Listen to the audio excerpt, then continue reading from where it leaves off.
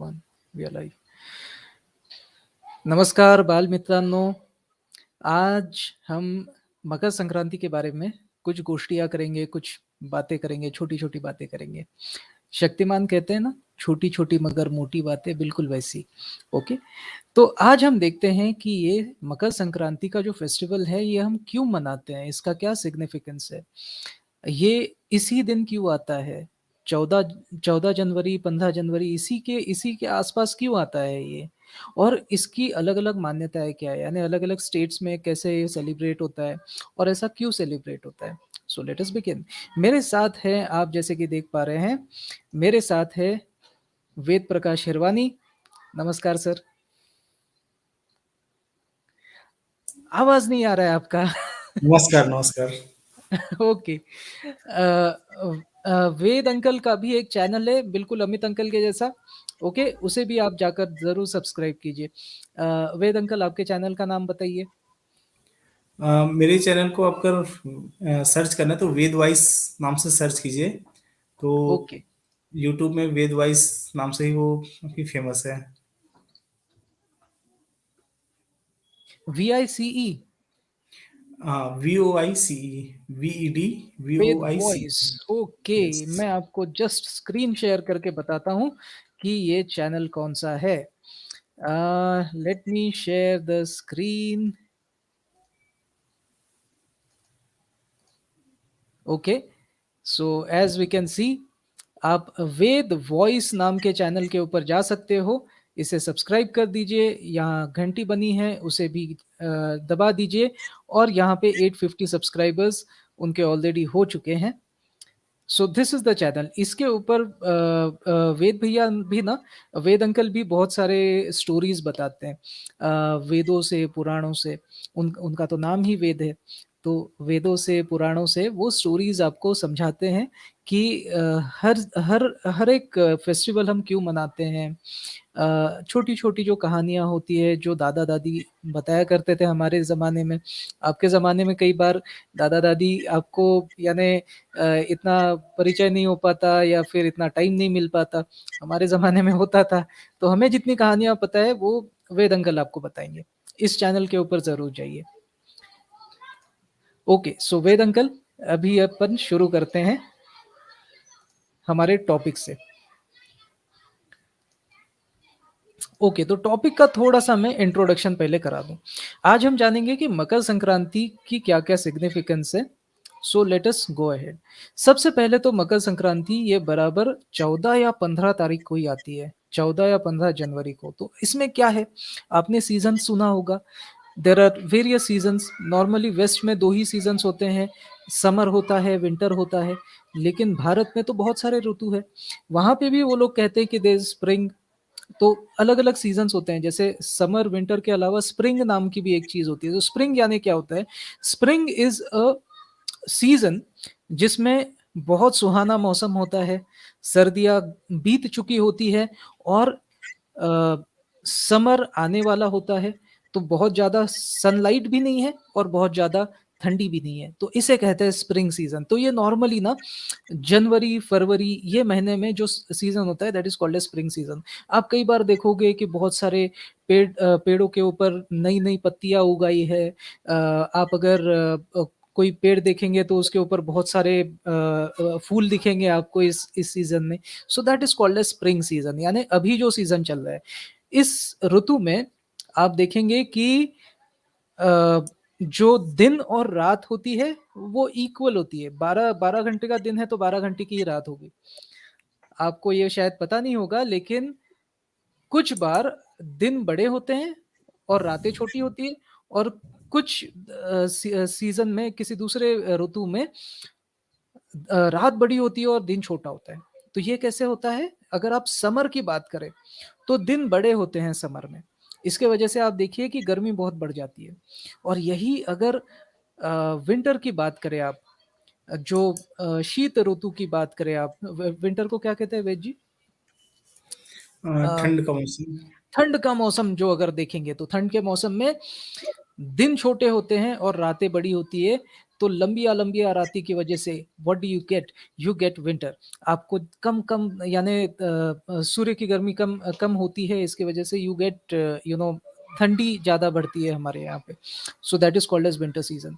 तो ये जो आज का जो दिन है, यानी अगर मकर संक्रांति की बात अगर आप करें, तो मकर संक्रांति वो दिन होता है जिस समय दिन और रात बिल्कुल इक्वल होती है, ना दिन बड़ा है ना रात बड़ी है।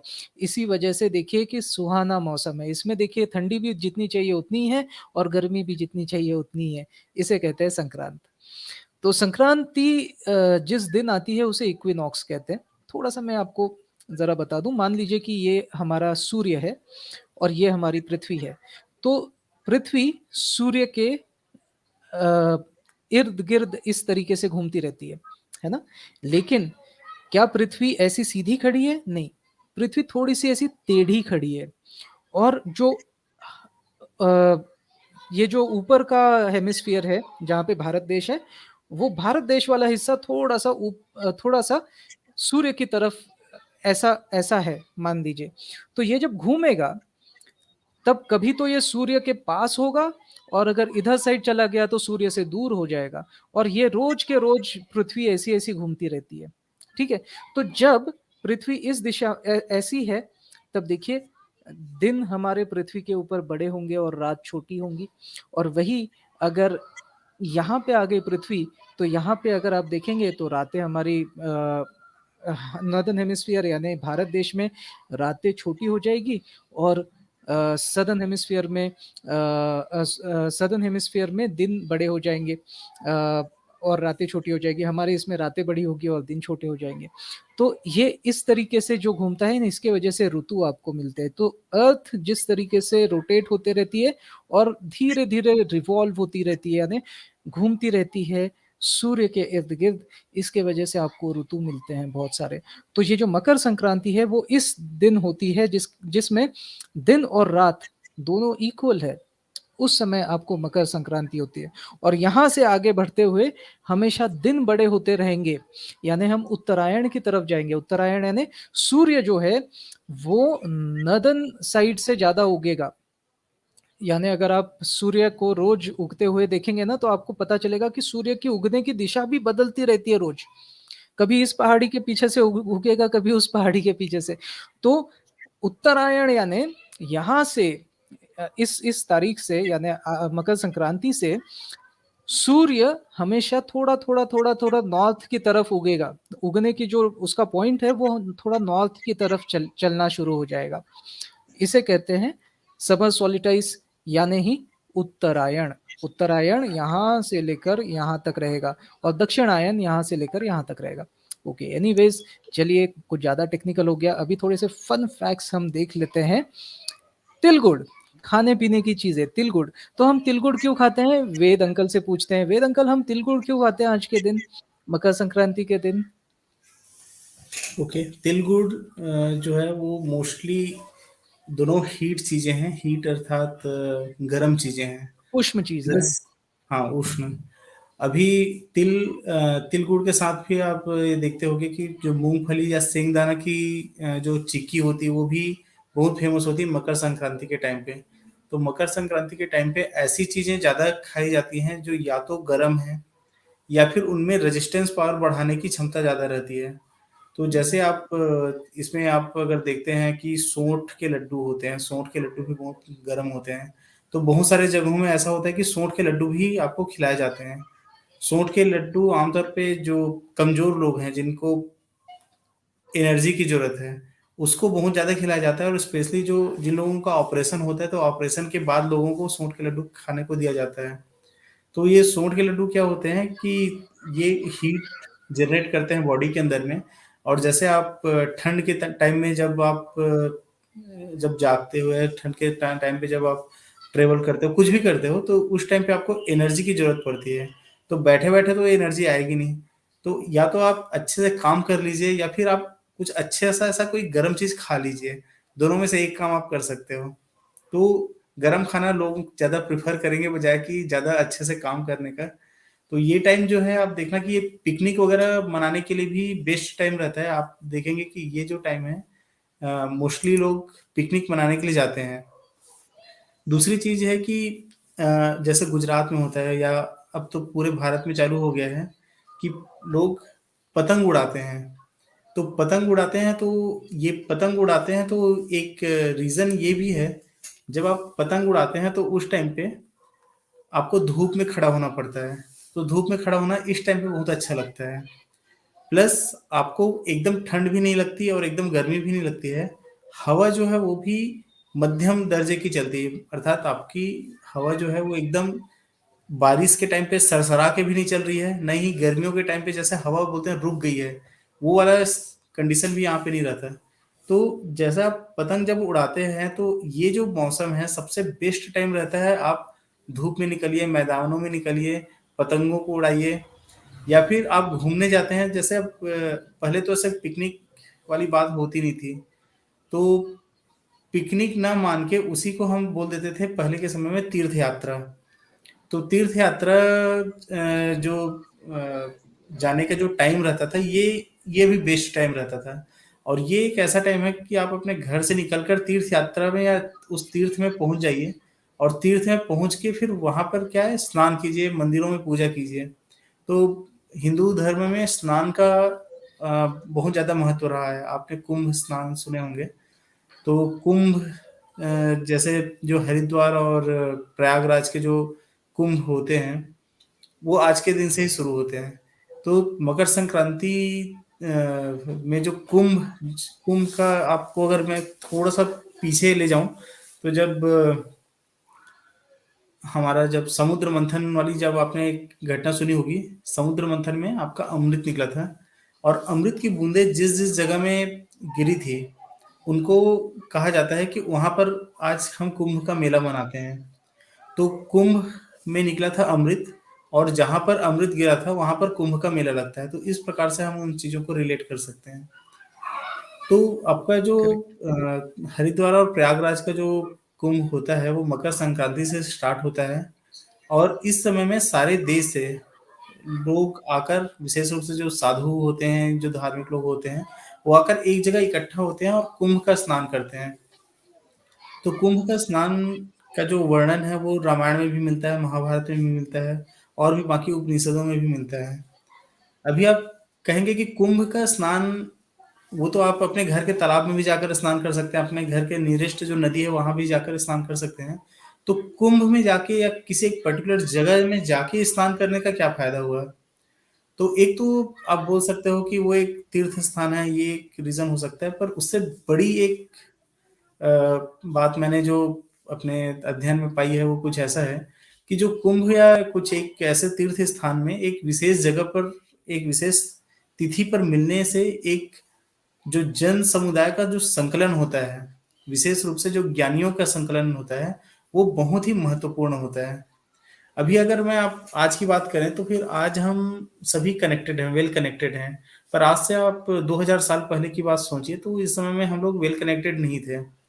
तो यदि हमको कभी अगर कहीं मिलना हुआ, कि एक बड़े जन समुदाय को मिलना हुआ, तो उसके लिए हमको कम से कम 1 साल पहले से तैयारी करनी पड़ेगी। 1 साल पहले से हमको संदेश भिजवाना पड़ेगा कि यहाँ पर आके मिलो।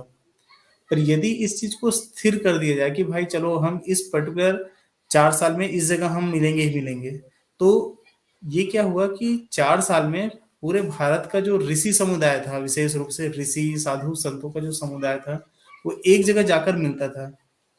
और वो हर 4 साल में कुंभ के रूप में फिर वो एक अवधारणा या एक आप बोल सकते हैं एक ट्रेडिशन स्टार्ट हो गया।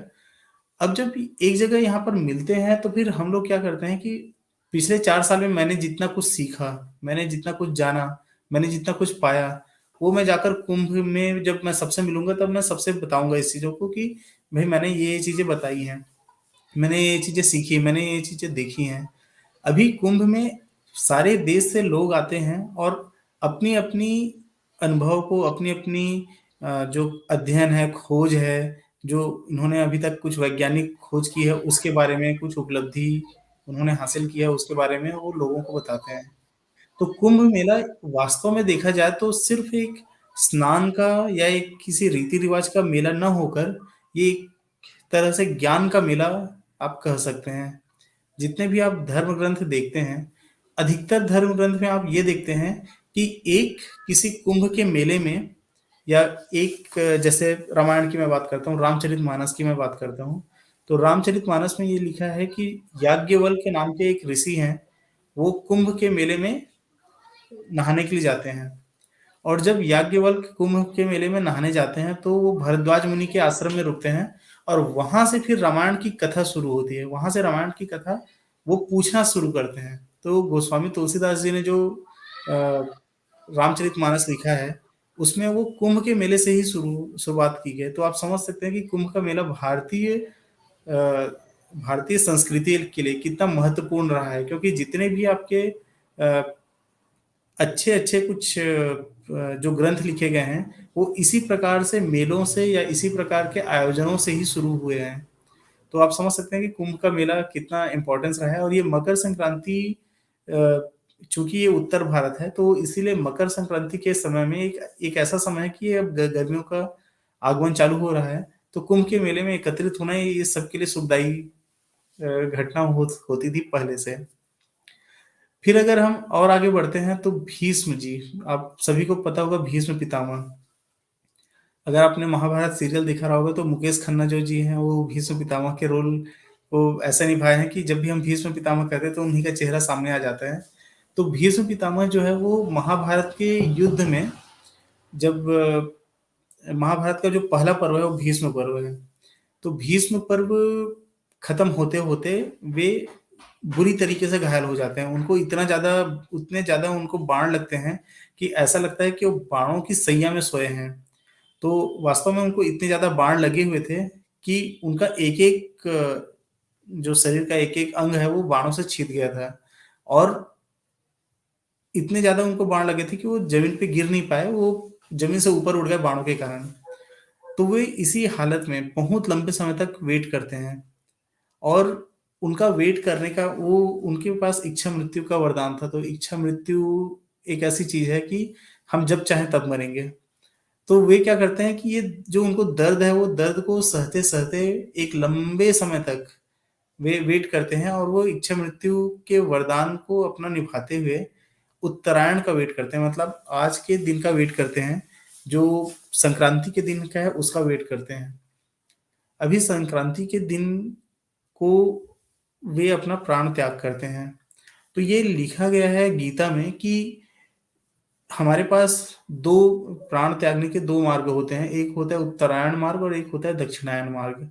तो जो दक्षिणायन मार्ग है वो हमको घुमा फिराकर चंद्रमा के रास्ते से हमको धरती पे पटक देता है, अर्थात हमको फिर से जन्म लेना पड़ता है यदि हम अपना देह जो है वो दक्षिणायन में त्याग करते हैं। पर यदि उत्तरायण में हम अपना देह त्याग करते हैं तो ऐसा कहा जाता है कि ये जो देह का जो आत्मा का जो यात्रा है वो आगे जाकर ईश्वर तक पहुंचेगा, और ईश्वर तक ये बात हमारी जो आत्मा है वो ईश्वर तक जाती है उत्तरायण के समय में। तो इसीलिए ईश्वर की प्राप्ति के लिए भीष्म जी अपने देह को त्यागे नहीं, और वो उत्तरायण का वेट करते रहे। उत्तरायण जब आया तब वे जाकर अपना देह त्याग करते हैं मकर संक्रांति के समय में। तो ये भीष्म जी की कहानी आप मकर संक्रांति से जोड़कर देख सकते हैं। फिर आगे अगर हम देखें तो जो हमारा जो भारत है, आपको पता है कि जियोग्राफिकली हमारे यहाँ कितनी ज्यादा डाइवर्सिटी है। तो मकर संक्रांति का उत्सव जो है वो पूरे भारत में मनाया जाता है, पर अलग अलग तरीके से मनाया जाता है। यदि आप पंजाब की बात करते हैं कि पंजाब में लाहौरी मनाते हैं, तो पंजाब आपको पता है कि ये एकदम उत्तर की बात हुई। तो एकदम उत्तर में क्या है कि ठंड बहुत रहती है। तो वहाँ का जो सेलिब्रेशन है वो ऐसा कुछ सेलिब्रेशन है कि लोग वहाँ पर लकड़ियों को इकट्ठा करते हैं, लकड़ियों को इकट्ठा करके उसमें आग जलाते हैं रात को, उसके चारों तरफ उनका गीत, उनका नृत्य, ये सब चलते रहता है, पूजा वूजा जो भी वो सब चलती रहती है। तो पंजाब का जो ट्रेडिशन है, जो लाहौरी जो वो लोग मनाते हैं, उसमें वो लोग क्या करते हैं, वो आग के आसपास मनाते हैं, और एक प्रकार से वो आग को ताप आग रहे हैं सेकते आग के साथ। हाँ राइट, उनको आग अच्छी लग रही है। पर इसी को आप अगर गुजरात में चले गए, गुजरात थोड़ा सा दक्षिण हो गया, यहाँ पर आग की ज़रूरत नहीं पड़ती। यहाँ पर दिन में आप धूप में पतंग उड़ा लो तो वो भी आपको बहुत आप मज़े में रहते हो और वो भी बहुत आपको अच्छा लगता है। अगर मैं उत्तर प्रदेश और बिहार की बात करता हूँ, तो उत्तर प्रदेश और बिहार में इसको खिचड़ी पर्व के रूप में भी जानते हैं। तो खिचड़ी अर्थात वहाँ पर ये एक विशेष प्रकार का वहाँ का खाना होता है, जिसमें आप दही चिवड़ा भी वो कहते हैं कि दही चिवड़ा खाना है। तो ये खिचड़ी प्लस दही चिवड़ा, तो ये उत्तर भारत का, बिहार का जो आज का जो बिहार और उत्तर प्रदेश है, उस एरिया में दही चिवड़ा बहुत फेमस होता है। तो लोग दही चिवड़ा खाते हैं, साथ में साथ गुड़ और तिल की मिठाई भी खाते हैं। फिर आप चले आते हैं महाराष्ट्र में, तो आपको तो पता ही है कि महाराष्ट्र में इसको सबसे मतलब एक मैं अगर कहूँ कि सबसे बड़ा त्योहार अगर मनाया जाता है, सबसे इम्पोर्टेंट जो त्योहार मनाया जाता है महाराष्ट्र में, वो गणपति पूजा के बाद यही होता है। तो यहाँ पर महाराष्ट्र में तिल गुड़ का मतलब महत्व है। तो अमित जी आप शायद इसको ज़्यादा अच्छे से एक्सप्लेन कर पाएँ कि तिल गुड़ हाँ, या हाँ। बोला। हम लोग ना वेज जी कैसा करते हैं, बच्चों देखो, आपको तो पता ही होगा अगर आप महाराष्ट्र में रहते हो, तो देखिए इस टाइप का तिल गुड़ के लड्डू बनाती है मम्मी, है ना। और ये हम आस पड़ोस में देते हैं लोगों को और उन्हें कहते हैं कि तिल गुड़ घ्या गोड़ गोड़ बोला, यानी ये तिल गुड़ आप खाइए और जैसे मीठे ये लड्डू है वैसे ही मीठी आपकी वाणी रखिए। वाणी यानी शब्द, आपके शब्द मीठे रखिए। अगर आप मीठे शब्दों से किसी से बात करोगे तो अपने आप ही आपके झगड़े नहीं होंगे और आप हमेशा सौहार्द से रह पाओगे, यानी एक दोस्ती बनाकर रह पाओगे। तो ये कहा जाता है कि जितने मीठे ये लड्डू है इतने मीठे आप शब्द बोलिए ताकि आपका कभी झगड़ा ना हो। हाँ वीर जी। बहुत बहुत बहुत बढ़िया, बहुत शानदार। तो ये चीज मैं भी शुरू में सुनता था पर मुझे समझ आता नहीं था कि तिल गुड़ या गुड़ गुड़ बोला, फिर बाद में मुझे समझ आया कि अच्छा तिल गुड़ खाना है और मीठा बोलना है। तो गुड़ अर्थात मीठा, शायद सही अगर मैं समझ रहा हूँ यहाँ पर। सही बात है। हाँ, तिल गुड़ में जो गुड़ होता है उससे थोड़ी मिठास होती है, तो हाँ सही बात राइट है, राइट गुड़ की तरह आप मीठे बनिए और तिल की तरह किसी की शक्ति बनिए। सही बात है आपकी। Right right. तो ये गुजरात और महाराष्ट्र में तो इस टाइप से किया जाता है। तमिलनाडु में आपको पता होगा कि पोंगल का त्योहार ही, इसको हम पोंगल के रूप में मनाते हैं, और असम में बिहू। तो ये सभी क्या है कि एक फसल कटाई का टाइम होता है, तो फसल कटाई के समय का जो माहौल होता है, देखिए फसल कटाई से मैं एक बहुत सीधी सी बात होती है। अगर मैं एक किसान हूँ और भारत तो वैसे भी कृषि प्रधान देश रहा है, तो यदि मैं किसान हूँ तो जो मेरा जो इनकम है, मेरा जो सबसे ज़्यादा मेरे हाथ में पैसा सबसे ज़्यादा कब रहेगा, तो वो तो तभी रहेगा ना जब मेरा फसल कटेगा। तो आप करेक्ट। एक दो फसल मुख्य रूप से होती है, एक तो होता है रबी की फसल, दूसरा खरीफ की फसल। खरीफ की फसल आपको पता है कि जो धान हम बोते हैं बारिश में, वो कटती है दिवाली के टाइम पे। तो दिवाली के टाइम पे हमारे पास पैसा रहता है, किसानों के पास रहता है पैसा। तो उस टाइम पे बहुत सारे फेस्टिवल्स, दशहरा दिवाली ये सभी उसी समय होते हैं। उसके बाद फिर एक लंबा गैप हो जाता है, और लंबा गैप होता है आपके रबी की फसल का वेट हम करते हैं। और ये जो टाइम है रबी की फसल को काटने का टाइम है, तो फिर से हमारे पास पैसा आया। तो ये भी हमारे लिए एक त्योहार मनाने का समय आ जाता है। तो आप कभी देखेंगे कि इस पूरे अंतराल में, मतलब आज अभी से लेके मार्च तक, जनवरी से लेके मार्च तक, आपको भारत के अलग अलग क्षेत्रों में अलग अलग प्रकार के त्योहार मिलेंगे। क्योंकि जब अपने पास हाथ में पैसा रहेगा तभी तो हम त्योहार मनाएंगे। फिर मार्च के बाद से आपका फरवरी मार्च, यहाँ से शादियों का सीजन भी शुरू हो जाता है। तो शादियों का सीजन अब शुरू होने का कारण ये रहता है कि खेत का तो काम अब खत्म हो गया। खत्म इसलिए हो गया क्योंकि अब गर्मी का मौसम चालू हो जाता है, और गर्मी में फिर पानी की उपलब्धता नहीं रहती है। तो इसीलिए पानी नहीं है तो खेत में मतलब कोई काम होगा नहीं। तो अगर हम खेत में अब काम हम कुछ कर नहीं पा रहे हैं, तो हम क्या करें, हम शादी कर लेते हैं। तो ये जो टाइम है, अधिकतर जो भारतीय जो हैं वो शादी का समय इसी समय रहता है, क्योंकि खेतों में काम नहीं रहता है। तो ये शादी करेक्ट। ब्याह और जितने भी संस्कार वाले जो चीजें हैं, वो सब अभी निपटा लो, तीर्थ यात्रा की चीजें अभी निपटा लो, फिर से आओ बारिश में फिर से काम करना शुरू कर दो। तो करेक्ट, क्योंकि आप काम के देखिए बीच में आप ये चीजें अगर करोगे काम नहीं कर सकते। तो आप हाँ, आप काम नहीं कर पाओगे, और अगर काम नहीं कर पाओगे तो पूरा साल भर आपके पास पैसे बहुत कम होंगे, आप परिवार का संकोपन ठीक से नहीं कर पाओगे। इसलिए जितने भी हमारे त्योहार हैं, वो थोड़ा-सा हार्वेस्ट सीज़न को छोड़कर बाद में उन्होंने बनाए हुए हैं। Go ahead. Right, right. तो असम में भी मतलब बिहू का जो त्योहार मनाया जाता है उसका कारण भी वही है, क्योंकि वहाँ भी फसल इस समय में कटती है, तमिलनाडु में भी इस समय फसल कटती है। तो इसलिए पोंगल है, असम में बिहू है, ये सभी त्योहार उसी समय। वेस्ट बंगाल का जो त्योहार है थोड़ा सा स्लाइटली डिफरेंस है, उसका रीजन वेस्ट बंगाल में क्या होता है कि गंगा सागर मेला इस समय लगता है। अभी गंगा सागर का मेला अगर मैं आपको कहूँ तो लोग कहते हैं, ऐसे मान्यता है कि गंगा का अवतरण भी आज के दिन हुआ था। मतलब जब मकर संक्रांति है उस दिन गंगा का अवतरण हुआ था। और इसके पीछे एक बड़ी दिलचस्प कहानी है। अगर आप लोगों को पता होगा कि गंगा का अवतरण जो है वो भागीरथी भागीरथी गंगा भी कहते हैं, और भगीरथ नाम के एक राजा हुए थे बहुत पहले, वो जो भगवान राम के भी पूर्वज थे। तो जब भगवान राम के जो पूर्वज जो भगीरथ है, जो रघुवंश में उत्पन्न हुए थे, उनकी एक कहानी आती है। तो भगीरथ जो राजा हुए थे उनके 4 वंश पहले, अर्थात भगीरथ के पिताजी थे दिलीप, दिलीप के पिताजी थे अंशुमान, अंशुमान के पिताजी थे असमंजस, और उनके पिताजी थे राजा सगर। तो ऐसा कहा जाता है कि राजा सगर के बच्चे नहीं थे, उनकी 2 बीवियां थी पर उनके बच्चे नहीं थे। तो उन्होंने अपने गुरु से पूछा कि मुझे बच्चे चाहिए तो मैं क्या करूं। तो उनको कुछ अ, उनके जो गुरु हैं या उनके जो देवता हैं उन्होंने उनकी रानियों को बुलाया और उनको कहा कि आपको कैसे बच्चे चाहिए, आपको एक प्रतापी बच्चा चाहिए या बहुत सारे आपको बच्चे चाहिए। तो उसकी एक रानी ने कहा कि मुझको एक ही बच्चा चाहिए और प्रतापी बच्चा चाहिए, और दूसरे ने कहा कि मुझे बहुत सारे बच्चे चाहिए। तो यहाँ पर जो राजा सगर की जो 2 रानियाँ थी, उनमें से एक के बच्चे हुए 60,000 बच्चे हुए। आज के समय में हमको सुन के थोड़ा-सा अजीब-सा लगता है, पर आप ये मान के चलिए कि राजा राजा सगर के एक रानी के हुए 60,000 बच्चे और दूसरी रानी के हुए एक ही बच्चा असमंजस। तो 60,000 बच्चों के नाम तो नहीं बोल सकेंगे, पर जो एक बच्चा रहता है असमंजस, और असमंजस जो था वो बड़ा ही बदमाश टाइप से बच्चा था। उसके पास ताकत बहुत ज़्यादा थी, ताकत इतनी ज़्यादा थी कि कोई पूछो मत।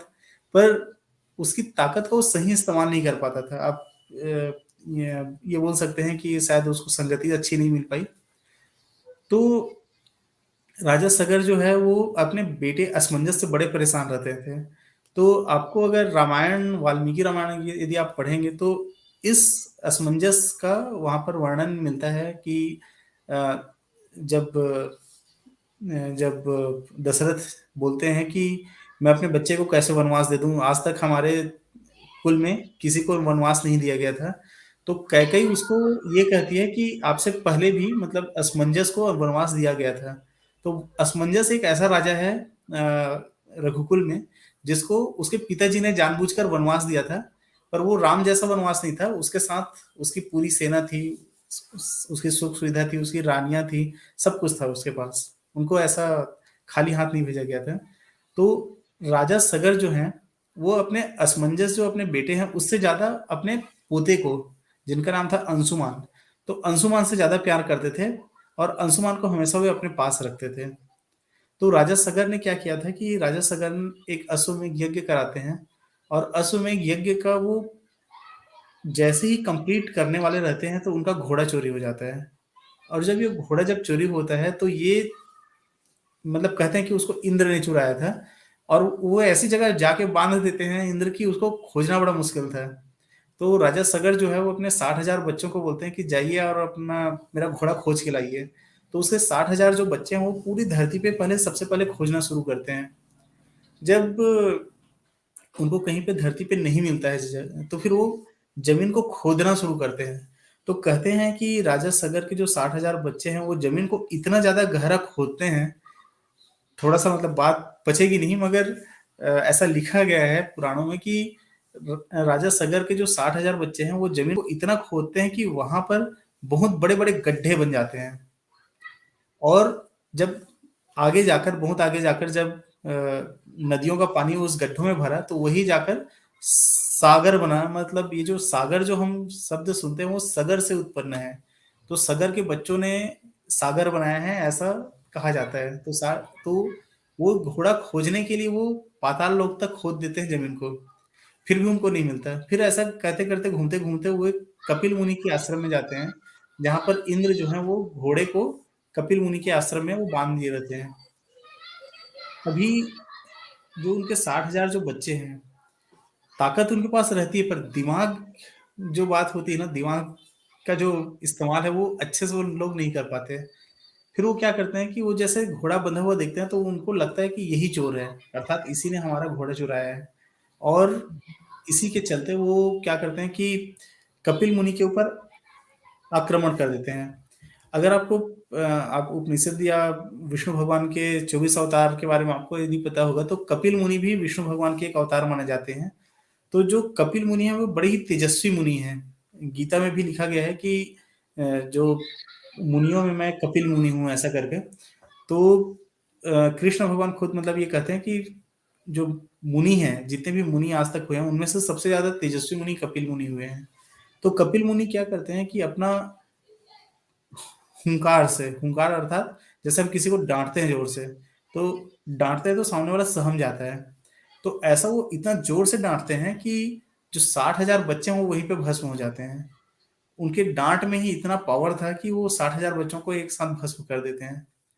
अभी राजा सागर के पास बहुत समय से कुछ पता चलता नहीं उनको कि मेरा मेरे इतने सारे बच्चे हैं वो कहाँ हैं, कहाँ लापता हो गए। साथ ही घोड़ा भी नहीं मिल रहा है जो अश्वमेध का घोड़ा है। तो वो अंशुमान को आज्ञा देते हैं कि जाओ तुम अब खोज के लाओ। तो जब अंशुमान जब खोजने के लिए जाते हैं तो वो सीधे जाते हैं कपिल मुनि के आश्रम में। उनको किसी तरीके से पता चल जाता है, कपिल मुनि के आश्रम में जाते हैं, वो देखते हैं कि पूरा का पूरा राख पड़ा है। जो उनके चाचा लोग 60,000 चाचा हैं, उनके सारे राख में कन्वर्ट हो गए हैं। तो कपिल मुनि से जाते हैं, प्यार से बात करते हैं, विनम्रता से बात करते हैं, तो कपिल मुनि भी खुश होते हैं। वो बताते हैं कि उनको आपको मारने का ऐसा इंटेंशन नहीं था, वो खोजने आए थे घोड़ा जो कि आपके आश्रम में बंधा हुआ है। कपिल मुनि कहते हैं कि ये घोड़ा कौन बांधा मुझको नहीं पता, पर तुम ले जा सकते हो इसको। तो वो बोलते हैं कि घोड़ा तो मैं ले जाऊंगा, पर मेरे जो चाचा जी लोग हैं 60,000, उनका क्या होगा? वो तो चले गए। तो वो कहते हैं कि नहीं, एक काम करो कि जो गंगा नदी है उसको ले आओ किसी भी तरीके से। तो यदि गंगा का पानी इनके ऊपर छिड़का जाए तो फिर ये वापस मुक्ति को प्राप्त होंगे। तो अंशुमान घोड़ा वापस लेके आते हैं और अपने दादा को ये सब बात बताते हैं। तो जो सगर मुनि है वो अपना यज्ञ को पूरा करके वो चले जाते हैं गंगा को प्रसन्न करने के लिए। फिर जब सगर मुनि के बाद अंशुमान को राज्य मिलता है, पर अंशुमान भी ज्यादा दिन तक राज्य नहीं करते, वो भी जल्दी ही चले जाते हैं गंगा को प्रसन्न करने के लिए, वो तपस्या करने के लिए। फिर अंशुमान के बेटे होते हैं दिलीप। तो दिलीप जो है वो भी एक बड़े प्रतापी राजा हुए हैं। यदि कभी मौका मिले तो दिलीप की बहुत लंबी चौड़ी कहानी है। उन्होंने इंद्र को भी हराया है एक गाय के कारण। तो दिलीप जो राजा हुए वो भी क्या करते हैं, वो भी राज्य करते हैं, और वो भी कुछ समय बाद वो भी चले जाते हैं तपस्या करने के लिए। तो इस प्रकार से 3-4 पीढ़ी उनकी बीत जाती है तपस्या करते करते। फिर दिलीप के बाद भगीरथ राजा बनते हैं। तो भगीरथ जब छोटे रहते हैं, मतलब जब वो एकदम बूढ़े नहीं हुए रहते हैं, उनको वानप्रस्थ का समय नहीं हो रहता है, तभी वो एक बार ऐसे ही अपने मंत्रियों से पूछते हैं कि मेरे जो बाकी जो पूर्वज थे उनके बारे में बताओ। तो उनको बताते हैं कि आपके जितने भी पूर्वज हैं सभी हिमालय में जाते हैं, हिमालय में जाके गंगा को धरती पर लाने के लिए तपस्या करते हैं, और ऐसे ऐसे करके आपके 4 पीढ़ियां निपट गई है, गंगा नहीं आई है। तो वो कहते हैं कि नहीं भाई, अब तो मैं राजकाज जो है वो आप संभालो, मैं तो सिर्फ तपस्या करूंगा। तो फिर वो बहुत ही कम उम्र में ही तपस्या करने के लिए चले जाते हैं। तो राजा भगीरथ जो है वो सबसे पहले ब्रह्मा की तपस्या करते हैं, क्योंकि उस समय जो गंगा है वो ब्रह्मा की बेटी है, और असल में ब्रह्मा की बेटी तो नहीं है, पर वो एक्चुअल में हिम की बेटी है। माता पार्वती और गंगा दोनों बहनें हैं, अगर पौराणिक कहानियों के हिसाब से अगर हम देखें तो पर वो उस समय में शिव जी ब्रह्मा जी के पास थी, तो इसीलिए वो ब्रह्मा की तपस्या करते हैं और ब्रह्मा को कैसे भी करके प्रसन्न कर लेते हैं।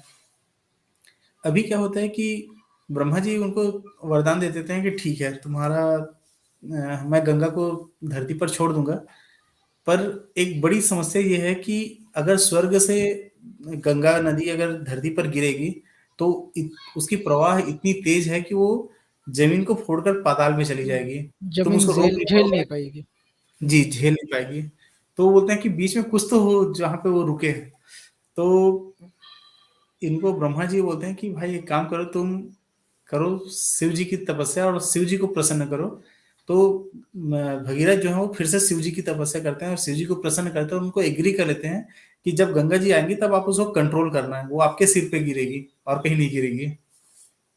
तो एक घमंड या जो जो भी बोलना चाहिए, गंगा जी के अंदर एक रहता है अति आत्मविश्वास कि कोई मुझे कंट्रोल नहीं कर सकता, तो वो शिव के जटा पे गिरती है।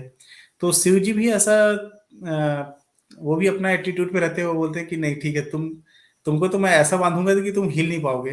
तो अपने जटा से गंगा जी को ऐसा चारों तरफ से बांध देते हैं कि वो उनके सिर से नीचे नहीं गिर पाती है। फिर भगीरथ जी फिर से उनको समझाते हैं कि आप गंगा जी जो है उनको आप छोड़िए ताकि उसको मैं अपने पूर्वजों को तर्पण कर सकूं। तो शिव जी 3 धाराएं छोड़ते हैं, ऐसा कहा जाता है। इसीलिए गंगा जी को त्रिपथ गामिनी भी कहा जाता है। तो त्रिपथ गामिनी में एक गंगा आकाश में छोड़ते हैं जिसको आकाश गंगा कहते हैं।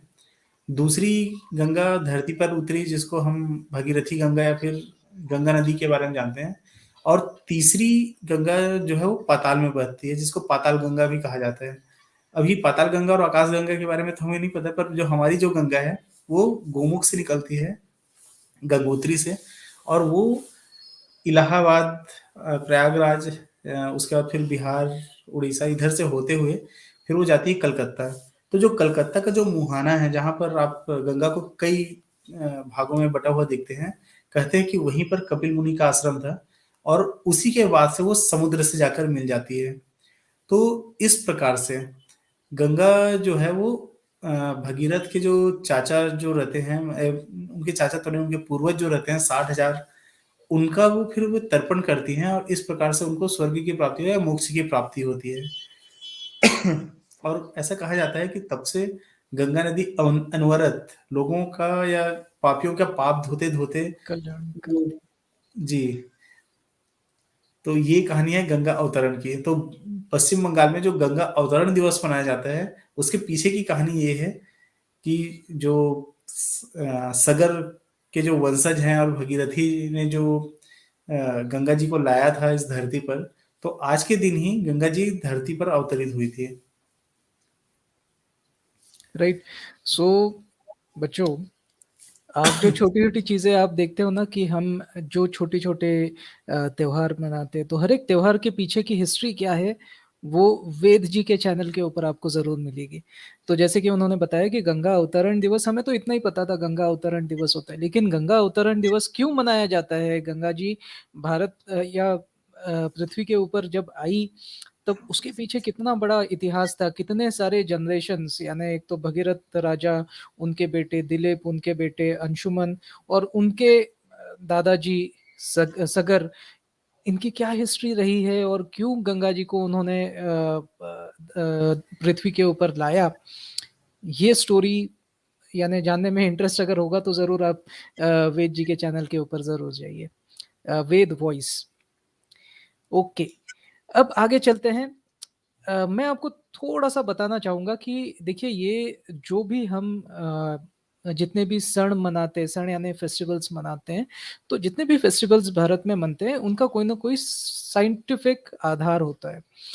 अब हुआ ये कि कालांतर से यानी जैसे-जैसे समय बीतता गया, लोग वो साइंटिफिक बेसिस भूलते गए और लोग उसे सिर्फ़ एक कर्मकांड की तरह लेने लगे।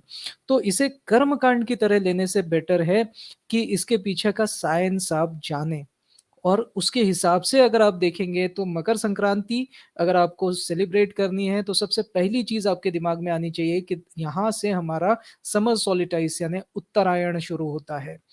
और ये उसका सिग्निफिकेंस है। यहाँ से आप समझिए उसे।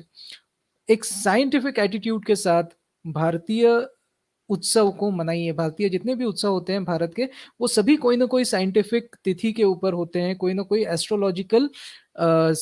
एस्ट्रोलॉजिकली सिग्निफिकेंट तारीख के ऊपर। एस्ट्रोलॉजिकल सिग्निफिकेंस यानी जो ग्रह तारे वगैरह इनकी जो दिशा होती है, इनकी जो दशा होती है, इनकी जो भी स्टेट होती है at any point in the time, उसके बेसिस पे हमारे सारे मुहूर्त निकलते हैं और उसके अनुसार हमारे सभी यानी फेस्टिवल्स होती है। तो आइए मैं आपको थोड़ा समझाता हूँ कि ये मुहूर्त क्या होता है। आपने बहुत बार सुना होगा मुहूर्त, मुहूर्त निकला जा रहा है। मुहूर्त क्या होता है? तो आइए मैं थोड़ा समझाता हूँ। देखिए क्या है, कैलेंडर जो होते हैं ना दुनिया में, वो बहुत सारे संस्कृतियों ने अलग-अलग तरीके के बनाए हैं। जैसे भारत में विक्रम संवत कैलेंडर चलता था, बाद में शका संवत कैलेंडर चलने लगा, जो कि आज हम इंडियन नेशनल कैलेंडर भी कहते हैं उसे। यानी अगर भारतीय कैलेंडर किसी को कहा जाए तो वो शका संवत कैलेंडर, लेकिन उससे भी पुराना विक्रम संवत कैलेंडर है, जो कि आज के जॉर्जियन कैलेंडर से 57 ईयर्स पुराना है, यानी उनसे भी ज़्यादा पुराना। तो ऐसा है, तो क्या केवल भारत ने कैलेंडर्स बनाए आज तक? जी नहीं। बहुत सारे अलग लोग हैं जिन्होंने, बहुत अलग-अलग संस्कृतियाँ हैं, जिन्होंने विश्व भर में कैलेंडर्स बनाए हैं।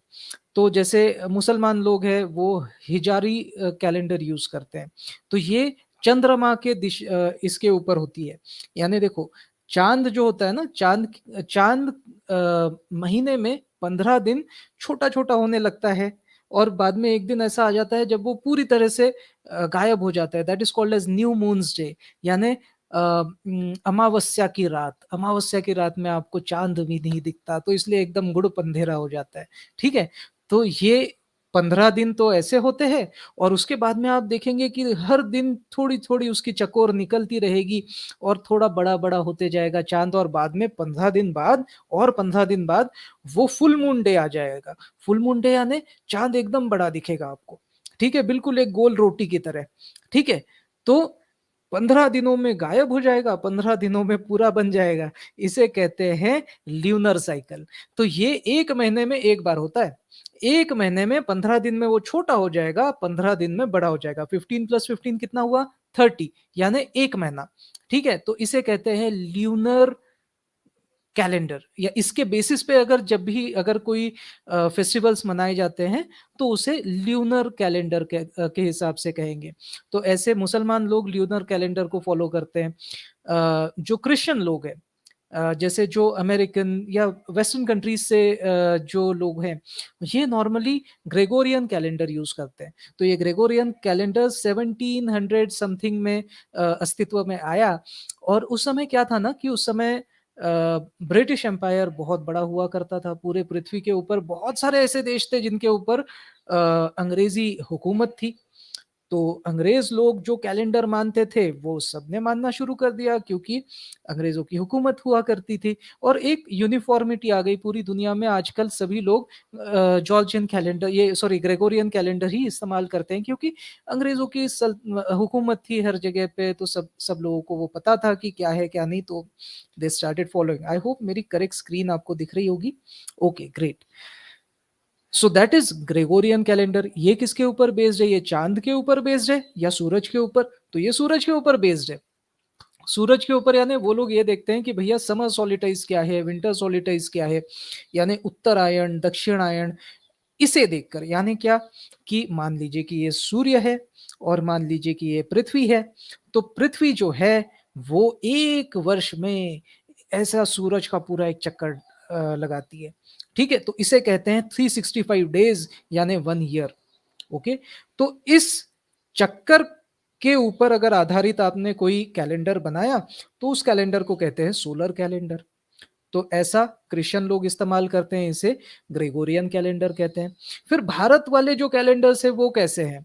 क्या हम सूर्य के हिसाब से देखते हैं या चंद्र के हिसाब से देखते हैं? तो हम भारतीय लोग हो गए, पारसी लोग हो गए, या फिर मान लीजिए इवन चाइनीज़ लोग हो गए, तो हम ना ल्यूनी सोलर कैलेंडर इस्तेमाल करते हैं। ल्यूनी सोलर का क्या मतलब है? यानी हमारी कुछ फेस्टिवल्स ये सन के हिसाब से चलेगी, कुछ मून के हिसाब से चलती है। तो उनमें से अगर आप मकर संक्रांति देखेंगे तो ये सन के हिसाब से है, यानी सूर्य कि जो धरती परिक्रमा कर रही है, तो इस पॉइंट पे जब से उत्तरायण हमारा शुरू होगा, यानी हमारे दिन बड़े होना शुरू हो जाएगा, इस दिन को मार्क करने के लिए हम सेलिब्रेट करते हैं मकर संक्रांति। ऐसा हर एक बड़े कल्चर में आप देखेंगे, विश्व भर में कोई ना कोई सेलेस्टियल इवेंट, यानी जो एस्ट्रोलॉजिकल इवेंट होता है, यानी जैसे यहाँ पे समर सॉलिस्टिस चालू हो गया, ये एक इवेंट हो गया ना, बहुत बड़ा इवेंट है, इसका बहुत लोगों के ऊपर असर पड़ने वाला है, यहाँ से धूप काला शुरू होने वाला है। तो ऐसे जो सेलेस्टियल इवेंट्स होते हैं, इनके बेसिस पे ही नॉर्मली सभी फेस्टिवल्स, बहुत सारे पुराने कल्चर्स में ऐसा ही रहा है। और उन्हीं में से एक बहुत प्रगत कल्चर हमारा भारतीय कल्चर भी है, हम भी उन्हीं में से एक है। अलग अलग लोगों की अलग अलग मान्यताएं होती है, वैसी हमारी भी मान्यताएं इन चीजों के ऊपर थी, सेलेस्टियल ऑब्जेक्ट्स के ऊपर। ये जो ऋतु है, ऋतु को मार्क करने के लिए हम लोग कोई ना कोई फेस्टिवल मनाते हैं, तो हर एक फेस्टिवल के पीछे कोई ना कोई साइंटिफिक रीजन है, आपने जरूर पूछना चाहिए कि क्या साइंटिफिक रीजन है। जोरास्ट्रियन कैलेंडर, आपको जोरास्ट्रियन नहीं पता? जोरास्ट्रियन यानी पारसी लोग जो होते हैं ना, उसे उन्हें जोरास्ट्रियन कहते हैं। ये लोग ना बेबीलोन नाम के एक कंट्री में रहा करते थे। बेबीलोन नाम का, आपने बेबीलोन डीसी करके कोई तो मूवी आई थी ना, वो क्या नाम है यार उसका, विन डीजल था उसमें, है ना? तो वो बेबीलोन यानी क्या? बेबीलोन यानी आज का ईरान। बाद में उसके ऊपर मुस्लिम आक्रमण हुआ और अभी वो पूरा मुसलमान देश है, लेकिन पहले वो वहाँ पारसी रहा करते थे। आज पूरे विश्व भर में पारसी कहीं पे नहीं है, सिर्फ भारत में उन्हें पनाह मिली और भारत में वो है। बाकी अभी ईरान में पारसी नहीं रहते बेचारे। तो वो जो पारसी लोग थे, उनका भी एक कैलेंडर है which is called as Zoroastrian calendar. Okay, तो आइए अब मैं थोड़ा सा आपको बताता हूँ कि अपना कैलेंडर जो है ना, भारत वाला, ये कितना प्रगत है, इसमें कितनी सारी चीजें हैं जो आपको शायद पता नहीं होगी। तो आइए मैं बताता हूँ। भारत के कैलेंडर किसके ऊपर बेस्ड है? सन के ऊपर भी है, मून के ऊपर भी है ना? तो मून के ऊपर, मून का जो एक, देखो, ये है सन, ये है अर्थ, तो अर्थ ऐसे ऐसे घूम रही है, this is called as rotation. और ऐसे चक्कर लगा रही है सन का, which is called as revolution. लेकिन अर्थ के आजू बाजू में भी कोई घूम रहा है, that is called as moon. Moon भी अर्थ के अगेंस्ट ऐसे घूमते रहता है। तो आई होप कैमरा आपको सही दिख रहा है, वेद जी, सही आ रहा है ना? हाँ, आ रहा है, आ रहा है। ओके, तो अभी अगर देखिए, ये अर्थ जैसे जैसे रोटेट कर रही है ना, मून भी वैसे वैसे रिवॉल्व करता है, समझे? तो अर्थ का एक रोटेशन जब तक कंप्लीट होता है, तब तक मून का भी एक रिवोल्यूशन कंप्लीट होता है, समझे? ये बड़ा सिग्निफिकेंट चीज है यार, ये कितना सहयोग है। आप देखिए ये सहयोग क्यों है, ये भी इसका भी एक स्टोरी है, बट चलिए आप देख लेना यूट्यूब पे। बात यह है कि हमारे अर्थ का रोटेशन एक दिन में कंप्लीट होता है, तो मून भी परिक्रमा जो सन की करता है, ये अर्थ की करता है, वो भी एक ही दिन में कंप्लीट होती है। ठीक है, तो ये हो गया ल्यूनर डे और ये हो गया अर्थ का डे। ठीक है, तो अर्थ का जो डे है उसे हम लोग कहते हैं दिवस। ओके, और जो ल्यूनर डे है, यानी जो मून अर्थ के अगेंस्ट जो ऐसा घूमा है, उसे कहते हैं हम लोग तिथि। इसलिए आपने सुना होगा, हिंदी में हम लोग तिथि कहते हैं। आज तिथि क्या है? ठीक है, हम लोग ये नहीं कहते कि आज का दिन क्या है, दिवस क्या है, डे कौन सा है आज का। We don't say that, we normally say कि आज की तिथि क्या है। तिथि यानी ल्यूनर कैलेंडर के हिसाब से जो निकलती है वो तिथि है। लेकिन मैंने आपको कहा कि एक दिन में ही पृथ्वी एक चक्कर लगा लेती है खुद का। ओके, ऐसी घूम जाती है अपने ही एक्सिस के ऊपर। और एक ही दिन में मून भी पूरे पृथ्वी का एक चक्कर लगा लेता है। ये मैंने बोला सही है आपको, लेकिन ये थोड़ा सा झूठ बोला मैंने आपसे। क्या झूठ बोला मैंने? कि देखिए, पृथ्वी तो 24 घंटे लेती है पूरी घूमने के लिए, लेकिन जो मून होता है ना, मून 23 घंटे और 37 मिनट्स के अंदर ही ये पूरा चक्कर लगा लेता है। तो मून इतना फास्ट है, मून इतना फास्ट घूमता है कि पृथ्वी इतनी फास्ट नहीं घूम रही है अपने अगेंस्ट। पृथ्वी थोड़ी सी धीरे पड़ जाती है, थोड़ी सी पीछे पड़ जाती है, और मून जो है वो आपका जल्दी चक्कर लगा लेता है। तो इसलिए आप देखोगे कि हर फुल मून डे और हर न्यू मून डे एक ही दिन के ऊपर नहीं आता है, वो थोड़ा थोड़ा थोड़ा थोड़ा उन शिफ्ट दिखते रहता है आपको, थोड़ा सा वो शिफ्ट होते रहेगा। क्यों? क्योंकि मून का जो 15 डेज है, 15 डेज में न्यू मून डे आएगा, फिर फुल मून डे आएगा, तो ये थोड़ा सा फास्ट चलेगा as compare to your calendar day. आपका जो महीना है वो शायद खत्म होते होते थोड़ा आपको ज्यादा टाइम लग जाएगा, लेकिन वो मून थोड़ा फास्ट चलेगा आपसे, है ना। यानी जो मैंने कहा कि 15 दिनों में न्यू मून डे आता है और 15 दिन, अगले 15 दिनों में फुल मून डे आता है, एक्चुअली 15 दिन नहीं लगते उसे, it will take a little lesser than that. ठीक है, थोड़ा सा कम टाइम लेगा, वो 15 दिन से थोड़ा सा कम टाइम लेगा, समझे आप। तो इसे कहते हैं तिथि और दिवस, ये उनका डिफरेंस है। आप जरूर देखिए, ये वीडियो इसके लिए नहीं बनाए जा रहे हैं कि आपको सारा ज्ञान एक ही वीडियो में दिया जाए। आपको सवाल पूछने के लिए, कम से कम आपकी क्यूरियोसिटी जागृत हो, आपको सवाल पूछने की इच्छा हो, बस इसके लिए ये वीडियो है। ये जरूर आप पढ़ना। अभी यूट्यूब है, मम्मी डैडी से बोलना यूट्यूब के ऊपर देख के बताए आपको कि तिथि क्या होता है, दिवस क्या होता है।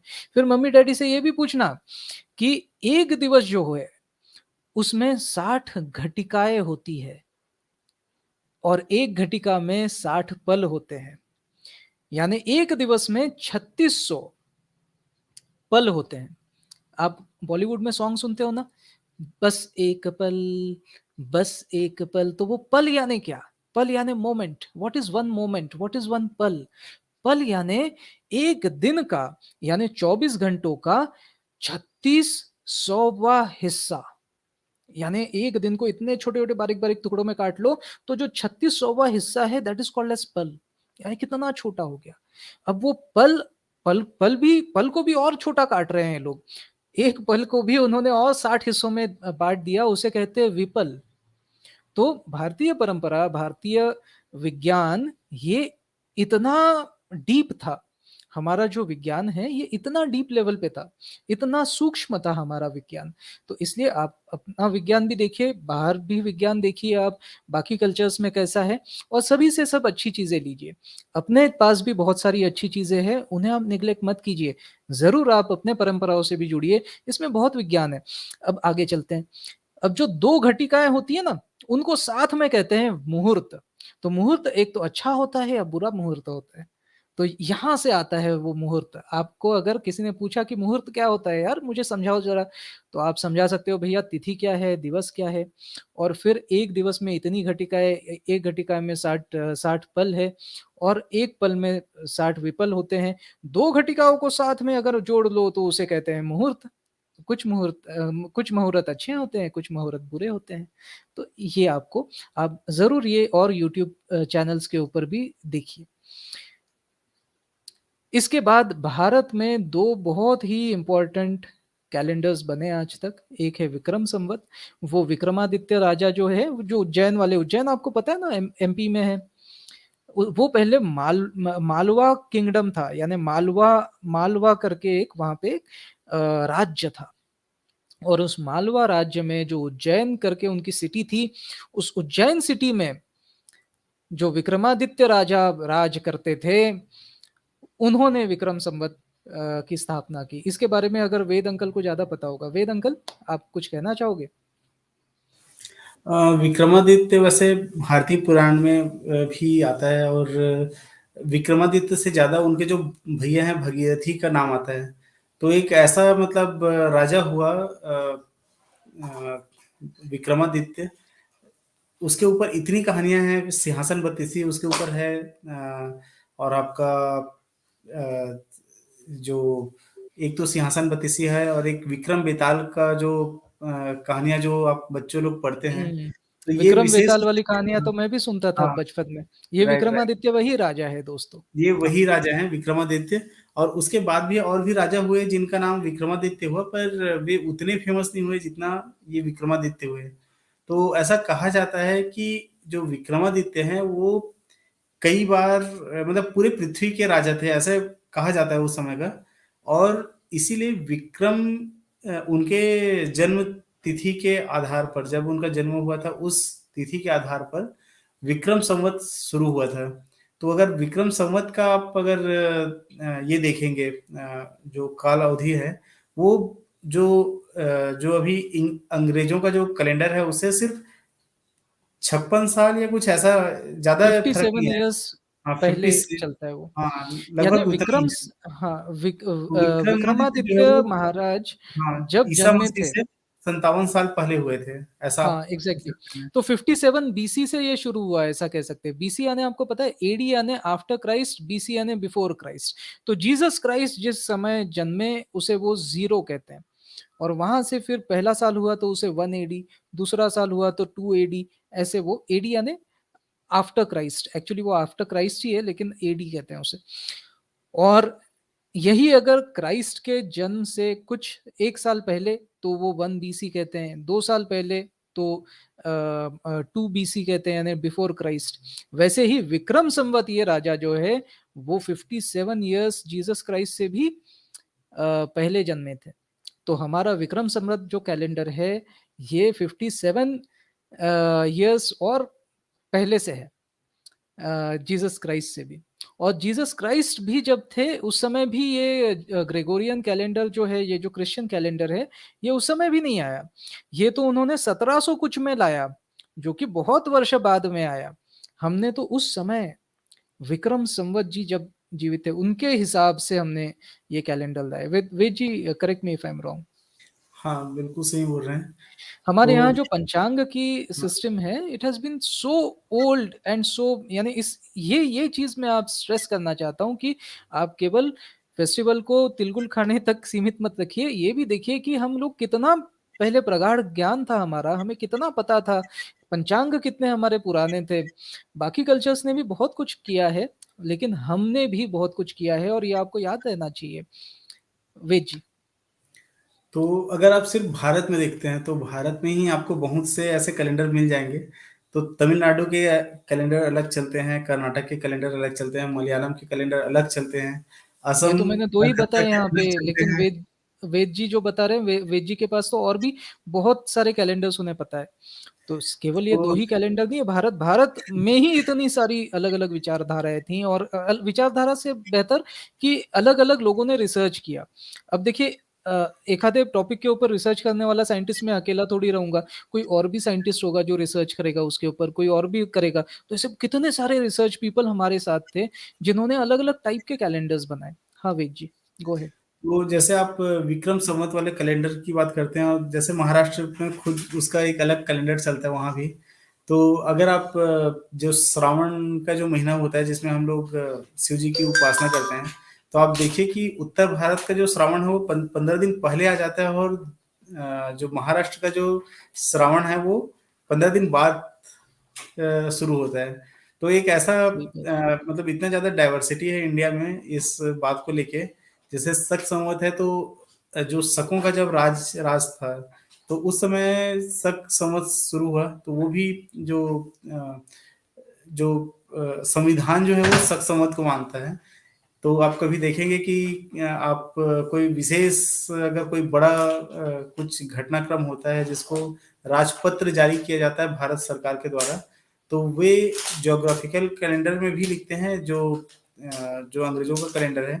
प्लस उसमें एक शक संवत की भी तिथि रहती है कि इतने इस शक के इस तिथि को ये घटना हुई है, ऐसा वहाँ पे रहता है। तो अभी हम लोगों ने पूरी तरह से तो वैसे कैलेंडर ये छोड़ा नहीं है, पर वास्तव में जो भारत सरकार द्वारा जब देश हमारा आज़ाद हुआ था, हमारा जब संविधान बना था, तो इस चीज़ को प्रस्तावित किया गया था कि क्यों ना हम अपने भारतीय कैलेंडर को आधारभूत माने किसी भी तिथि को मतलब बताने के लिए। तो उस समय में पर वही बात आती है कि डाइवर्सिटी जहाँ रहती है वहाँ पर विवाद भी बहुत ज़्यादा रहते हैं, तो सभी लोगों ने अपने-अपने तरह से खींचने शुरू कर दिए। जैसे सिखों का अपना अलग कैलेंडर रहता है, तो सिख जो है वो अपना कैलेंडर लागू करने की बात करेंगे। मराठों का अलग कैलेंडर है, शक का अलग है, पारसियों का अलग है, तमिल का अलग है। तो एक निश्चित किसी से बात नहीं बनी, तो फिर इसीलिए फिर भारत सरकार ने ऐसा तय किया कि ठीक है भाई, आप एक काम करते हैं, जो अंग्रेजों का कैलेंडर जो हम 200 साल से चला रहे हैं, सारी डॉक्यूमेंटेशन है जो उसी के ऊपर है अभी, तो हम इसी को कंटिन्यू करते हैं। पर जो भारतीय राजपत्र होते हैं उसमें आप शक संवत जो है उसको आप वहाँ पर मार्क कीजिए। करेक्ट। तो अभी भी जो भारत के जो गैजेट्स निकलते हैं, या जो भारत सरकार जनता से जब भी बात करती है, तब हम दो डेट्स बताते हैं। एक डेट बताते हैं ग्रेगोरियन कैलेंडर के हिसाब से, यानी अंग्रेजी कैलेंडर के हिसाब से, कि चलो 14th ऑफ या 15th ऑफ जनवरी 2022। लेकिन एक तारीख ये भी हम बताते हैं कि चलो सका कैलेंडर के हिसाब से, शके इतके इतके, यानी आज के कैलेंडर के हिसाब, यानी हमारा जो भारत का कैलेंडर है इसके हिसाब से आज की डेट क्या है, किस किस तारीख से ये स्कीम शुरू होगी, किस तारीख को एंड होगी, है ना वेद जी? राइट, सही कह रहे हैं। तो वैसे हम आज के समय में यदि देखा जाए तो अधिकतर लोगों को हमारे खुद के पंचांग के बारे में लोग बच्चों को पता नहीं रहता। जैसे मैं किसी भी बच्चे को अगर पूछूंगा कि आपका जन्म कब हुआ था, कौन से तिथि को हुआ था, तो शायद शायद ही ऐसा कोई होगा जो अपना बता पाएगा। तो ये बात, पर हाँ एक चीज है कि कम से कम लोगों को वार पता चल जाती है कि हम किस वार को जन्मे थे। तो पहले क्या होता था कि जो नामकरण होता था, आज भी नामकरण वैसे ही होता है। नामकरण जब भी आपका आप पंडितों से कराते हैं तो वो क्या करते हैं, एक पंचांग देखते हैं। पंचांग देखकर वो कहते हैं कि आपका इस ग्रह में, इस नक्षत्र में आपका जन्म हुआ है, तो इसीलिए आपका नाम कुछ इस अक्षर से होगा और इस गुणों के साथ होगा।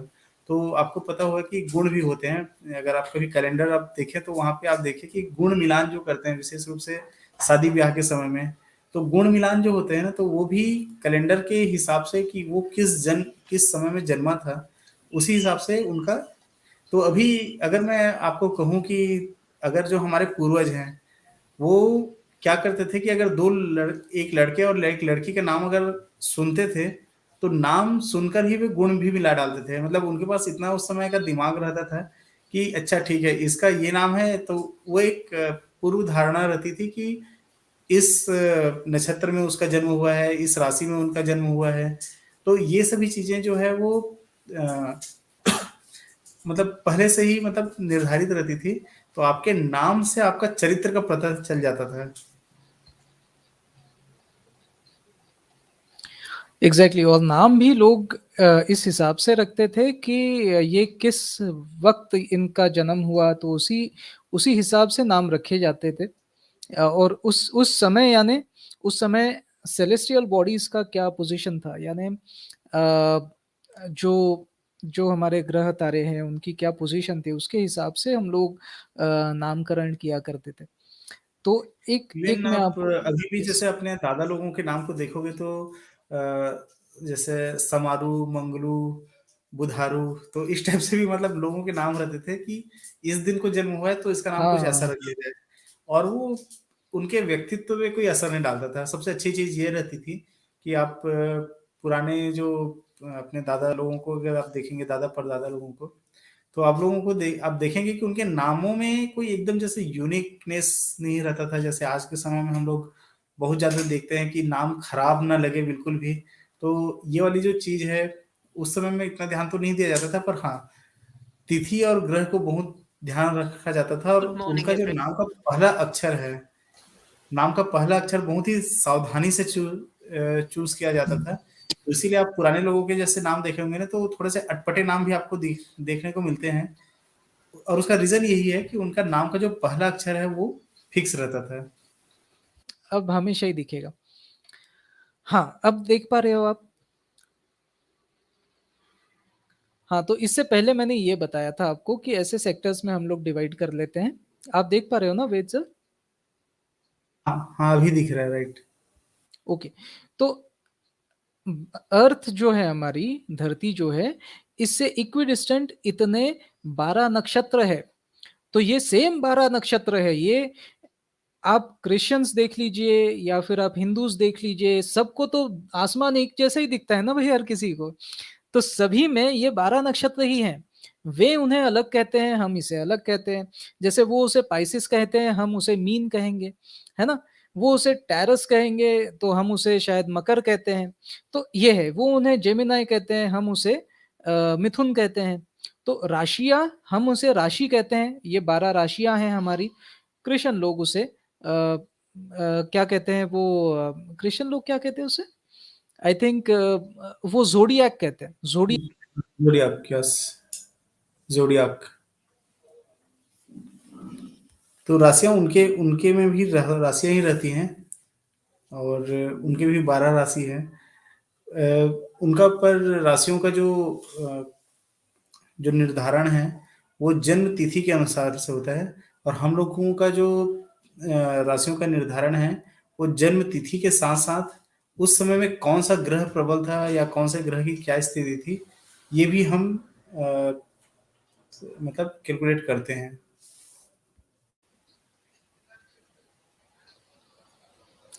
ओके, सो आई थिंक मैं डिस्कनेक्ट हो गया था। सो